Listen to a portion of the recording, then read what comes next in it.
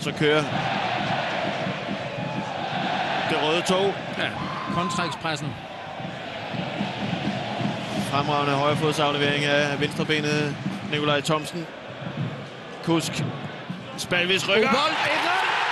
Lukas Spalvis ser afleveringen fra Kasper Kusk, der kommer til at ligge lige nøjagtigt, hvor den skal. Og så går de her ned amok. Fremragende indlæg af Kasper Kusk, men det bliver startet med en kontra. God igangsætning af Nikolaj Larsen. Fremragende løb med aflevering af Nikolaj Thomsen. Og så ind i banen af Kusk, som vi kender ham, og en perleaflevering. Ja, fantastisk, og du har ret. De holder simpelthen tempoet hele vejen igen. Brøndby kan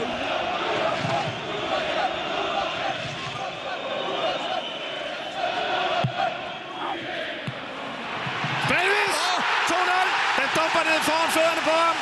Tillander får ikke ramt på den. Ej, heller gør Brøndbys forsvar, og så et knastørt hug fra stående.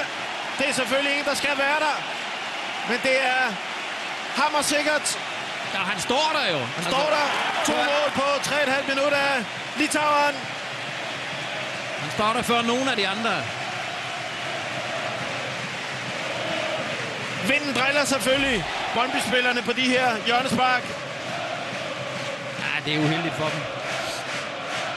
Tillander der når for så vender han rundt. Men det på er altså en hurtig reaktion, han skal diske op med der. Det kan lige så godt være Albrechtsen eller Frederik Holst, der kommer på den der. Ja, de har da bedre muligheder næsten, så det er jo utroligt godt opfattet. Han må iskold, han tager den bare ned, holder den meget tæt omkring, så har ingen problemer med at sparke.